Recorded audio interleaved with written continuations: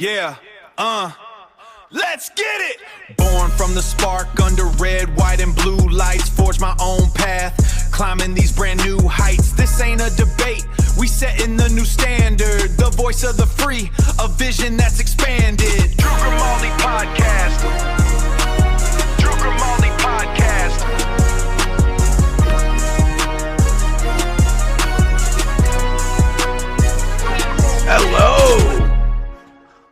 Hello, everybody. How are we doing? How are we doing this week? Everything going well? Hopefully, for everybody.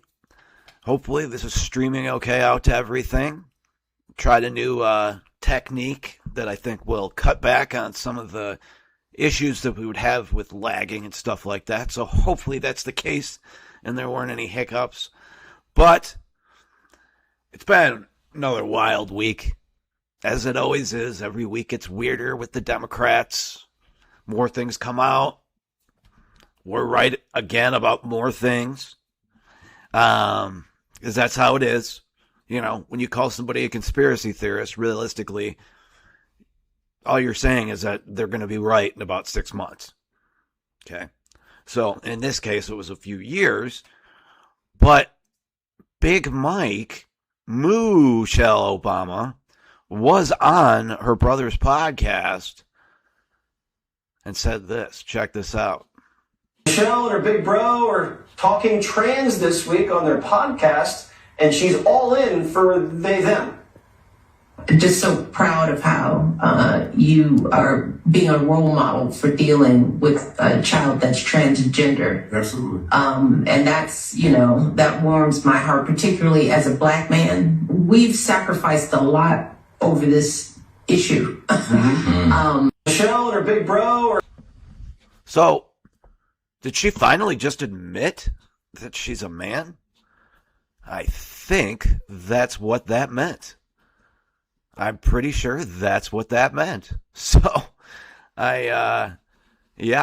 But speaking on about the whole,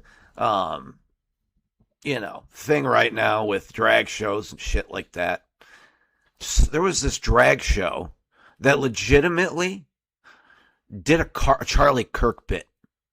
These people are sick, they're evil, they're criminal, and they are violent.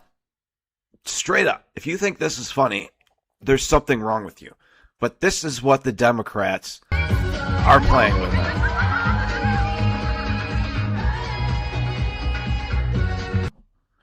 For your information, let me replay that.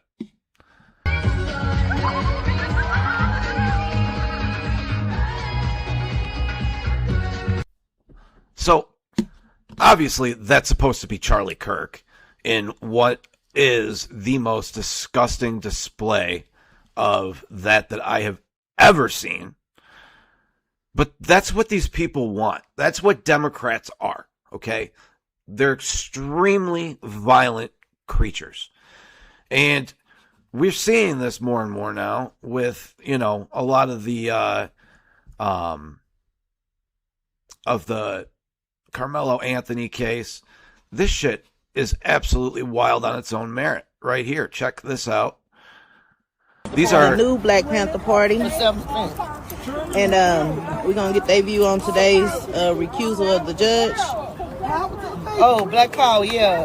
Well, it's about goddamn time. All power to the people. That's the first step. Now we need for Carmelo to be released.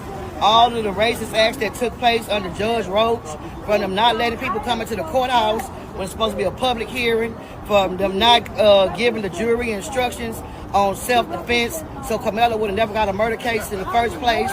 He would have had the jury would have had the option of manslaughter, from the racism that went on with the all-white jury. Everything that's involved with this case that was wrong is getting addressed. But what's most important is you got the power of the people out here. You have the lawyers in there doing their lawyering. Look, we got Lee Megg right there. He's the people's lawyer. His team was in there taking care of it. The people on the outside was out here doing what we do. So you got to have people in the suites. You got to have people in the streets. That's the only way you're going to get justice, and not a part of this. So whatever lane that you can get in, or whatever capacity that you can do, stand up for the people. Black power. Black power. Black power. Black power. Black power. Black power. Woo! I just ask this question, right? Let's pretend for just a moment that was the other way. And you had people out there saying that it was disrespected. White power. That's what they say. White power. Think about that. Think about if those roles were reversed. Including all these LGBT freaks that make fun of killing, of the murder of Charlie Kirk. It's disgusting. These people are sick. They're twisted. But America's a racist country. He excluded a lot of the Black South, where domestic workers, agriculture workers didn't get a chance. He purposely set Social Security at 65, knowing that Black life expectancy was 59. That was the only way he was going to get Southern support for his social reforms. He excluded, of course, Japanese Americans and turned them.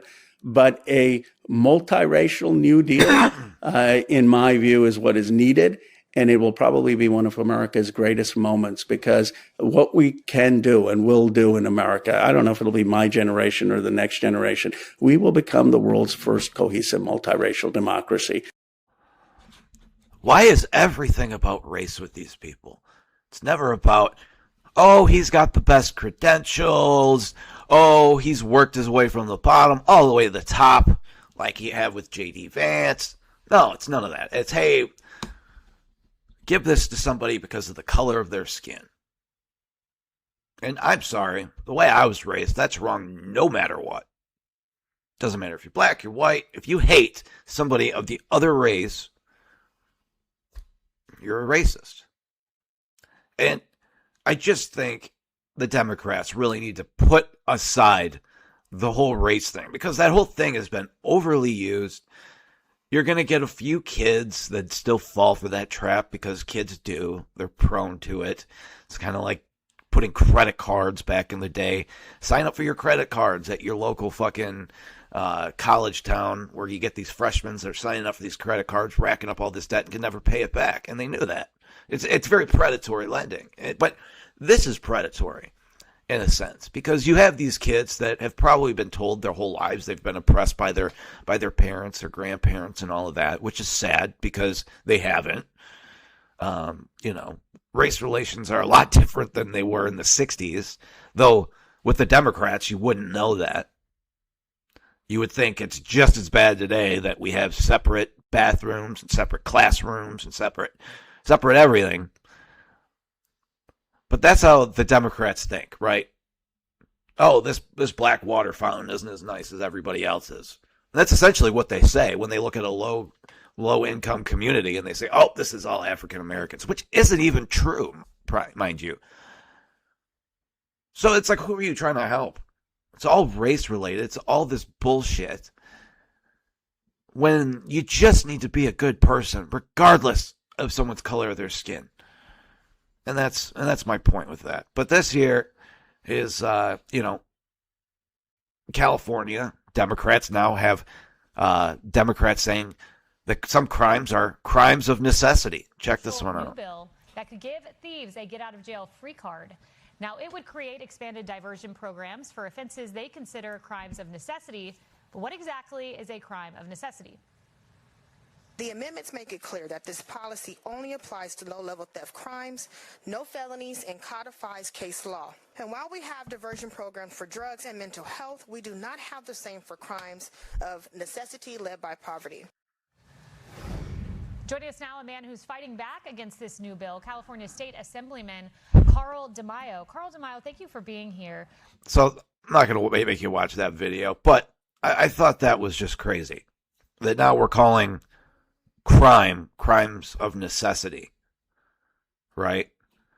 Because that's what it is. It's a crime of necessity. Oh, it's a crime of necessity. That's what it is. But that's what they do. They tell you it's a crime of necessity. Everything is a crime of necessity, when that's not even necessarily the case. But here, of the DSA House, the Democrat Socialists of America, they had a pretty good night. They had Angie Nixon, who beat that weirdo Vindman, who was key in Trump 1.0. He was the whistleblower that was discredited and everything like that. But he still ran as somebody who's fought against Trump and all of that, because that's a good thing on everything. I mean, it's like these people don't want to work across the aisle because they can't say, oh, Donald Trump did this really good, this really good, this really good, but he kind of fucked up here. Right? People, they can't do that. They can't think about that. They can't work on things to, with the Republicans that they actually agree on, because it gives bad optics of working across the aisle, which is exactly what needs to be done.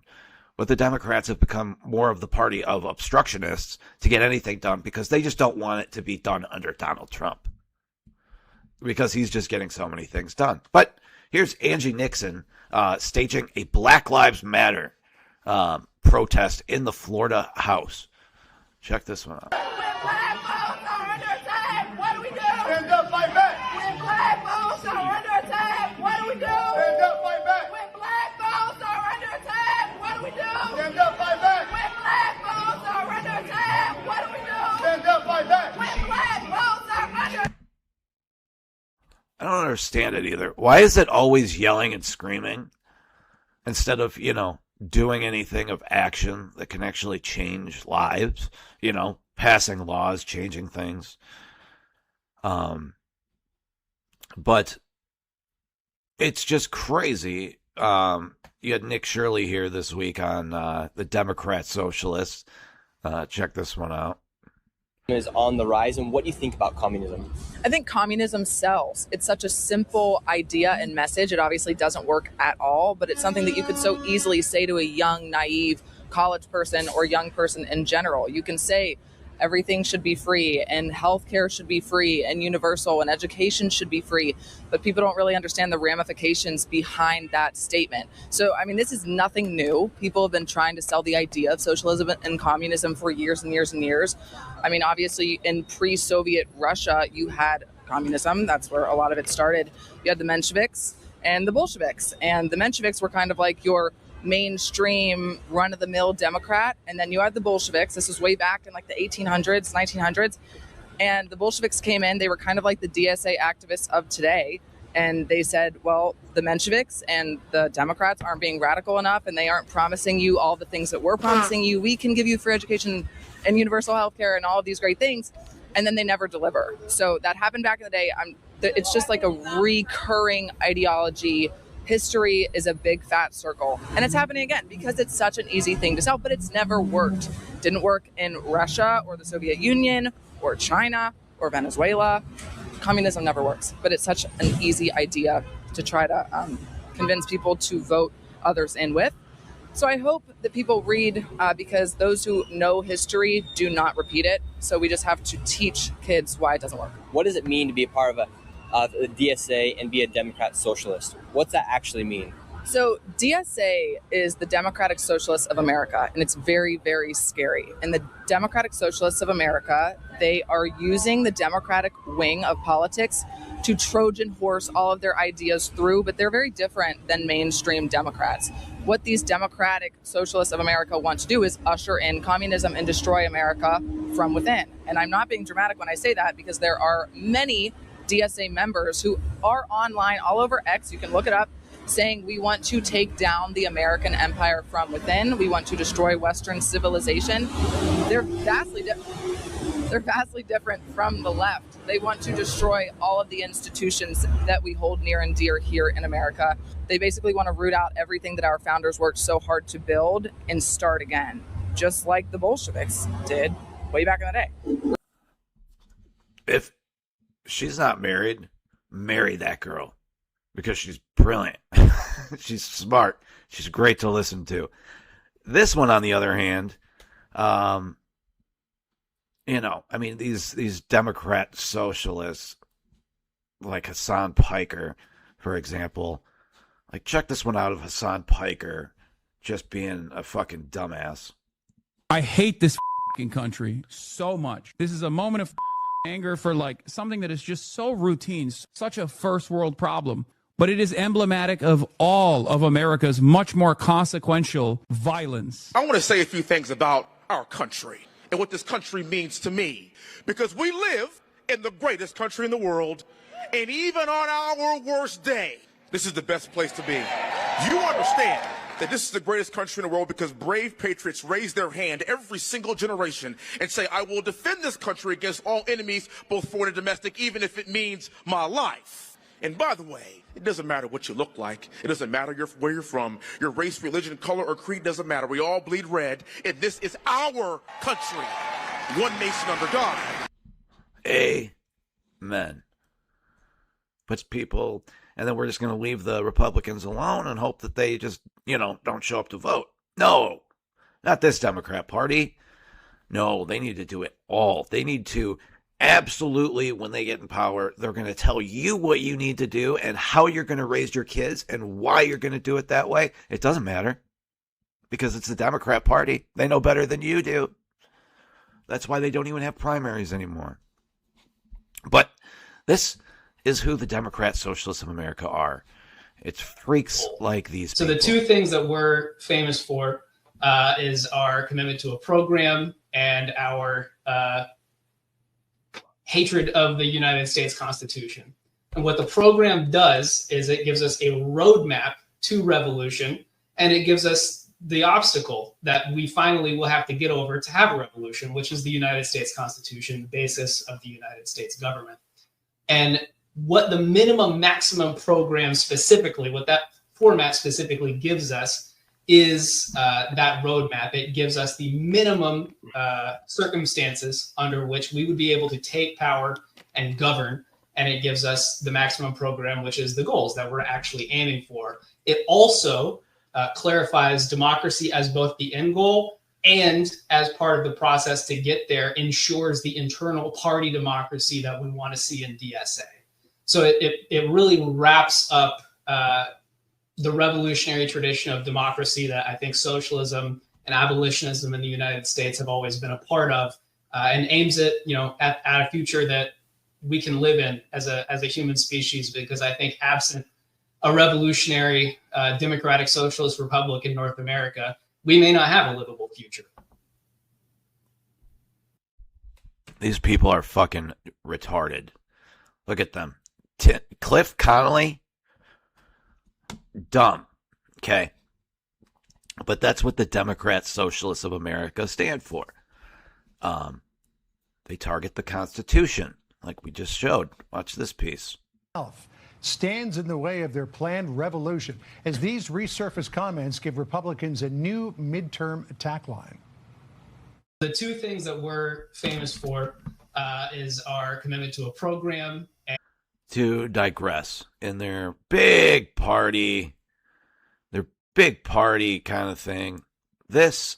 You guys come up here. You guys want to talk about how you're being honest and you're speaking from the heart. Not one of you people that come here and speak without a freaking script in your hands, word for word reading it. You got a mayor that tells an American citizen that he cannot be welcome in Dearborn, Michigan if he doesn't want a damn terrorist on the name of a street. You got members on the board over there laughing at American citizens when they're So it gives a background against, the Muslim population there, which wants to do Sharia law.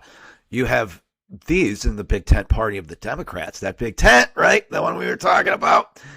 This right here is one of the guys defending that, who the town council called a terrorist.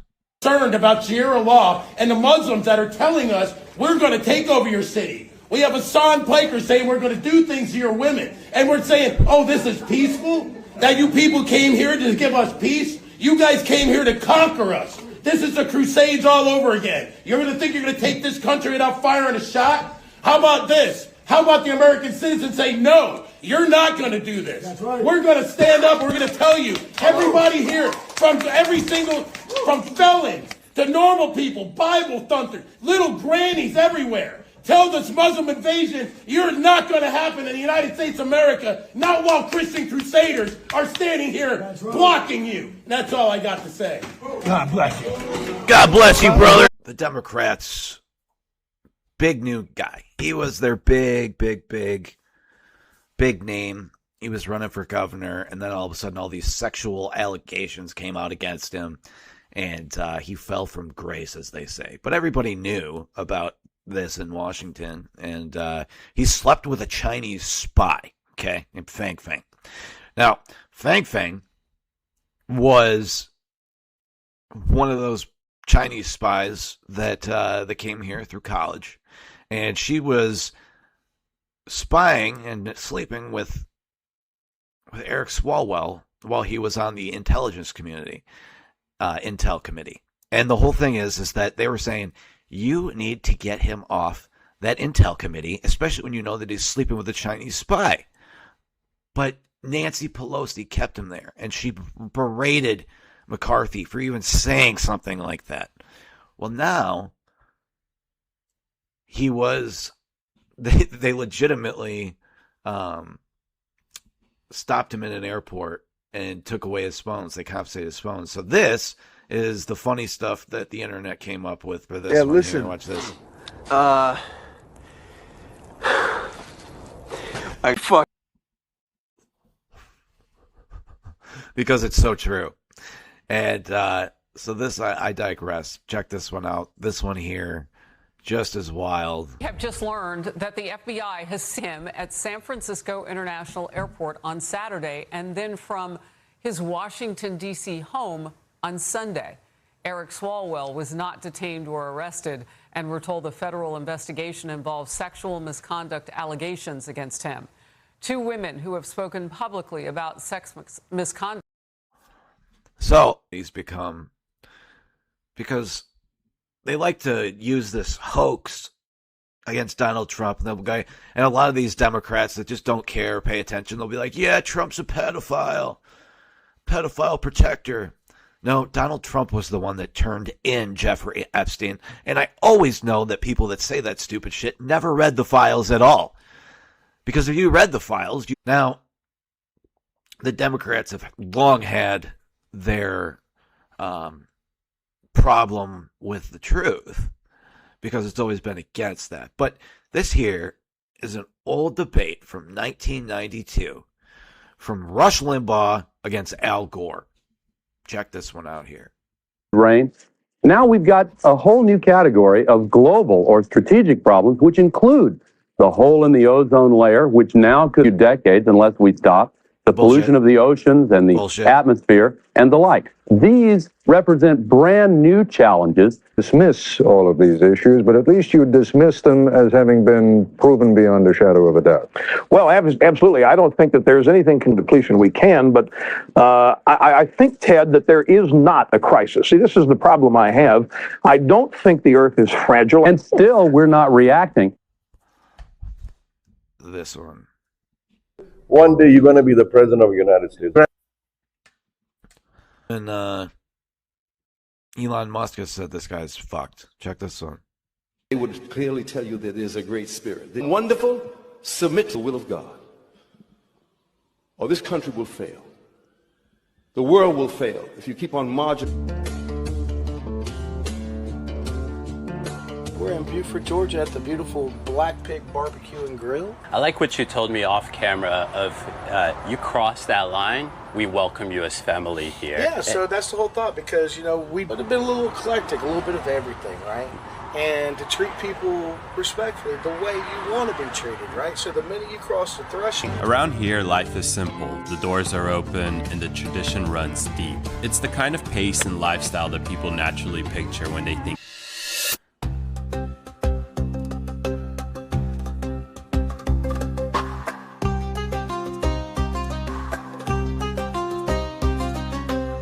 Is this public or no? It's public. Right here is public. Public what? Is this public? These people and Somalian Muslim people discriminated. You discriminate against me because I'm white, American, Jewish? They're innocent people. They didn't do nothing to you. Yes. Why you didn't go to Who is he? Who's my cameraman? Who's this? I don't know who it is. Is he brown? Need to leave. This is Somali Muslim. You need to leave. I'm gonna tell the truth. What happens here in the United States is they just completely take over a town, and a lot of them came here under Biden. It'll help diversity. Instead, that's why you have these Haiti people eating cats and dogs and freaking out the fucking neighbors. No, it's natural for them to do that where they come from. It is. Like, then you got this one here. So you got... Before? No. Okay, well, go down to where it says voting, take a right, and they'll help you out. Name without verifying that I'm that person. They don't need ID from me. They don't need to prove that I actually am Genevieve. That are putting it up, it's going to be close to Maybe because it's like 65% done anyways. and it's all paid for by Patriots and patriotic companies, big companies. I'll name the companies probably. That's all money, no taxpayer money for the ballroom at all. Did you direct Secretary Besson? Back to the women's sports issue, because that's where we want to go. This one here is transgender Caitlyn Jenner stating her feelings on men and women's sports. Check this one out. XX you're in, XY you're out. It's that simple. And I think are doing a good job just to show the WNBA how the hypocrisy that's going on here. We have to protect women's sports. I have been coming on this show for years and years. I want to protect women's sports. Right. Title IX was one of the greatest legislations, and it was over 50 years ago, for women's equality. It happened to be in sports. But look at what it's done for women's sports. I don't want that to be ruined by letting biological men come in and play in women's sports. You know, XX you're in, XY you're out. You can go play with the men. Correct. There is a spot for everybody. Or, you know, if you really want that, make sure that you do like co-ed sports and have a professional co-ed sports just so you can see how men will dominate. But this is another crazy here. Listen to this. Number one, trans women generally have advantage in women's sports. Number two, gender dysphoria is a mental illness. Number three, trans women are not the same thing as women. And number four, I think should be, if not extremely rare for only the extreme circumstances, maybe prohibited entirely. That's what I believe. I wanted to make sure I address these four controversial statements that I will say and continue to say most likely in podcasts or anywhere that people ask me. All right. Sorry. Sorry you had to watch that. But I digress. This is the type of shit that they want to put in front of your kids, you know? And it's just like, why? Why can't you just keep it normal for kids, simple, so that they can understand the world and how it works before you fuck them up completely with this shit? But this is what the Democrats do. At the heart of every genocide is dehumanization. That is the beginning. When we begin, and I know we're talking about animals here, but when we stop seeing our fellow citizens as human, then we can commit violence against them with impunity, take away their rights. I think what we've seen over the past 6 years with trans people is a really good example of that. It's clear that it's never been about sports. It's never been about protecting women or children. If they wanted to protect women and children, they would indict the people in the Epstein files. We know who they are, but they're not doing that. So that was all a pretext to scapegoat trans people, to dehumanize us and put us in an excluded category so that we can take away, so they can take away our rights, legislate us out of existence. We're seeing that happen. So now it's a dehumanization thing, which I just don't understand. But it's, you know, you have a lot of trans athletes out there, more than they lead on to. But this one here is a transgender tennis star, right? He became a she and went back and competed. And even though Renee Richards came out and said, you know, I lost to some players that were unranked, after she beat a ranked player, she came out in retrospect and said, you know what? I shouldn't be doing this. Yeah. It's not really fair. And here's a quote from an interview she did on CNN. Sure, I wanted to be happy. I was selfish. I was looking out for myself. I was trying to do, first of all, what was good for me and making me happy, and only second, what was fair for the world. So you have these women, the same thing we're dealing with now. They just want to be successful. They don't have any opinion on trans. They can't be a player. You were born a man. She went on to say, he or she went on to say, that if you go through puberty, you have the male testosterone, it is not fair to compete. Yeah, it doesn't have to be complicated. These are not complicated issues. So, the whole point is, it's been known since like the 70s, right? That there's a difference, right? And some people have class and they can say, this isn't right. And then other people can say, oh, no, I need to be able to play. And that's what you're seeing now from these freaks like Leah Thomas and all of that. They just want the attention, and they want to take it from women. And just look what's going on with Sophia Cunningham, and with what's going on with, they just booted some of the girls that were there that were having those shirts supporting the players. And it's just crazy that the WNBA can't define what a woman is, you know? And you have these things where they ended up kicking them out of that. And the whole thing is that should have never, ever happened. It should have never, ever happened. But my biggest point here in all of this is that it's just about fairness, and it's about what's right, and it's about doing what's right, not just for you, but what's right for the world. Because yes, you are going to have, people come in, and you're going to have people dominate like that. And it's just disgusting that you have some people that are too selfish to see the bigger picture. But I think that's where it really, really comes down to. But I would say that you got to keep it fair, and you absolutely, absolutely have to keep it fair. But I want to show this video here of these women getting kicked out.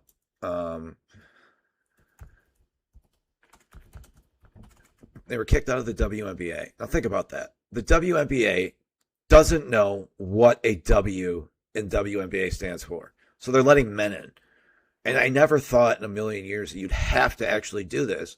But the women are these like white liberal women are the ones that are like trying to, make it like, oh, it's transphobia. And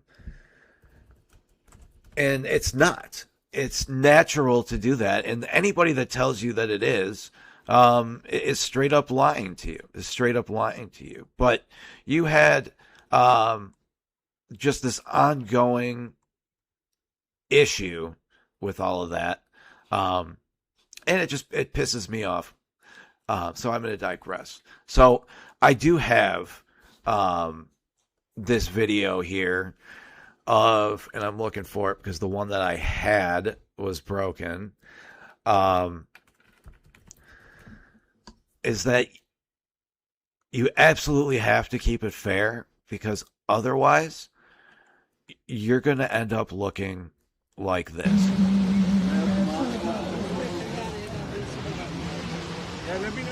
Because this is what white women, this is what they want to turn America into, with their openness, with their willingness, and with their accepting of just being completely rolled over. And you cannot ever let them convince you that that's okay. Because right now, you have Arabs that are enslaving black people in Africa. Check this.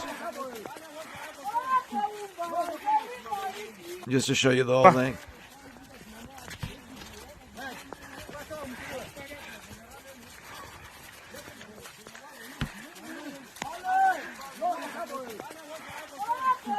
But if we're not careful, this is who the liberal white freaks are going to let into our country.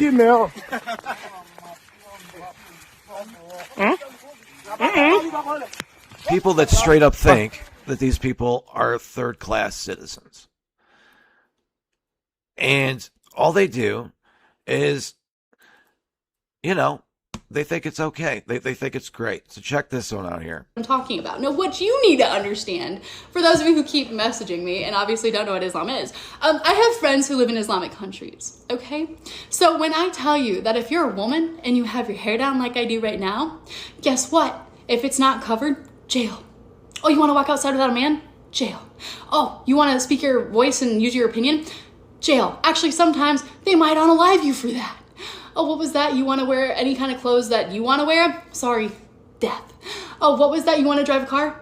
Imprisonment. Like, there's a number of things I could go on about that people just don't understand here. So when people here are saying things like, you don't understand, like we should allow them here because they came from a terrible country. Yeah, they did come from a terrible country. However, you need to understand that they are not assimilating. Okay, that is the word, assimilating. So assimilating means that you go to a country or somewhere else and you actually become a part of that culture, right? So if they're coming from an Islamic country, that means you don't wear full hijab. That means you work a full-time job. That means you actually contribute to society. But none of them do that, okay? None of them do that.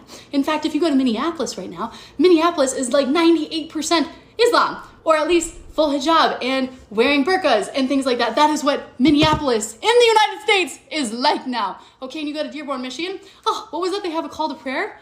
Oh my gosh, that's crazy. That doesn't sound like assimilation, does it? Because if I go to their shithole countries that they're coming here from, I can't play Christian music.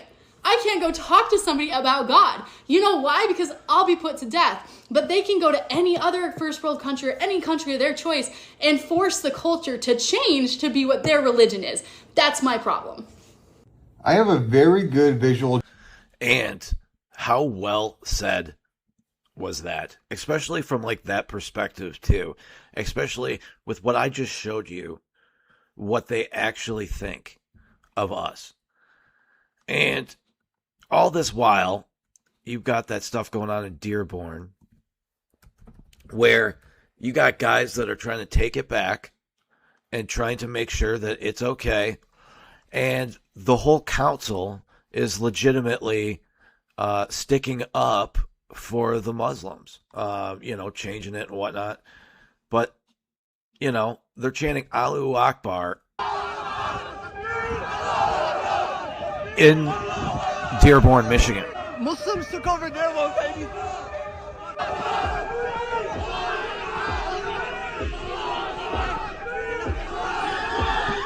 They're not waving American flags.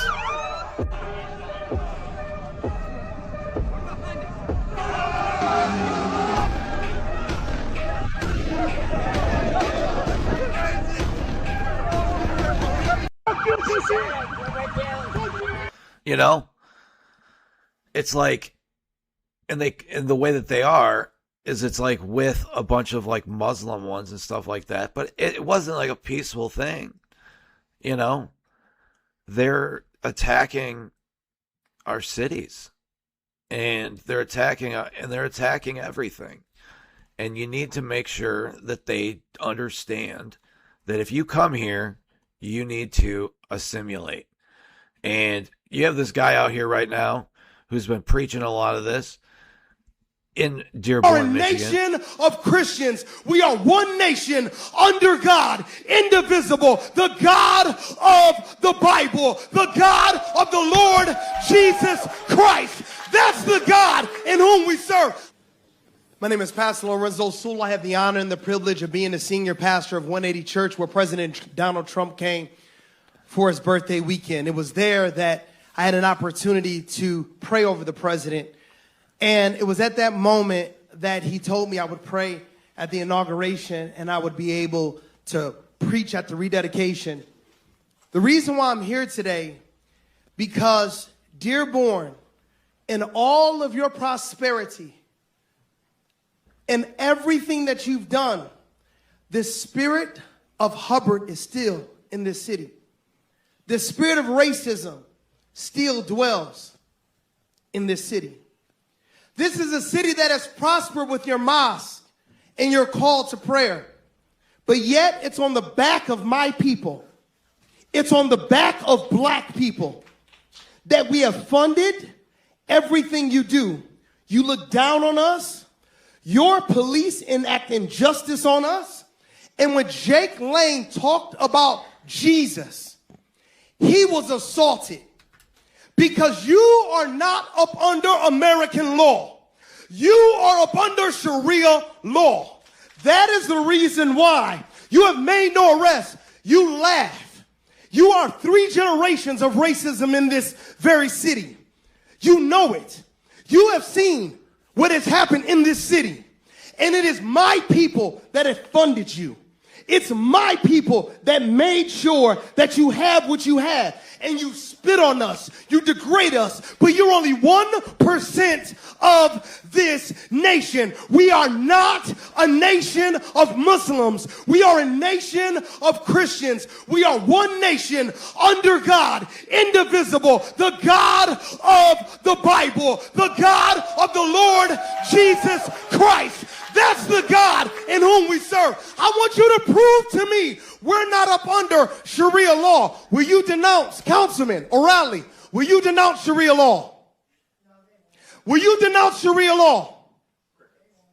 Will you denounce, I know you won't. Will you denounce Sharia law? Abraham, you went to Hillsdale. Will you renounce Sharia law? Will you renounce Sharia law? America, we have lost this city. This is a city that is no longer up under American laws. We are up under Sharia law. And we will not have it anymore. Remaining. Enough is enough.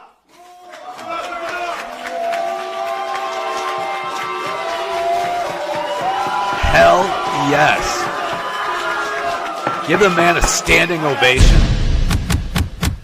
That was so fantastic and so well done and so well said.